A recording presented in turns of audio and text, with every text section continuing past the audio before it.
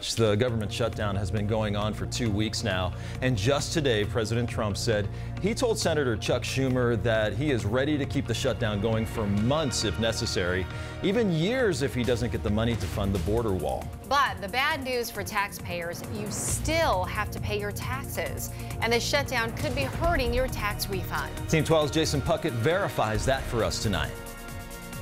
Okay, 2 weeks now of government shutdown as President Trump and Congress continue to war over funding of a border wall. And as that shutdown timer continues to climb, another number is lowering the time till you need to file tax returns. Actually, according to IRS dates, we're already in tax season. But the IRS is in shutdown mode, and now we're seeing articles saying your tax refund could be at risk. Is that true? Yes, the IRS is in shutdown. Of their nearly 80,000 employees, only about 10,000 are at work right now. That's from the official IRS shutdown plan, which also lists which employees work through a shutdown and which don't. Still functioning, the processes that allow you to file and submit your tax returns to the IRS. But notice here it says up to the point of refunds. That's because further down it lists issuing refunds as one of the parts that's not excluded. In short, you can file your tax returns, but until the shutdown is over, no tax refunds for anyone, even those waiting on past years. These articles are verified. This plan was made for 5 days. We're now 2 weeks in.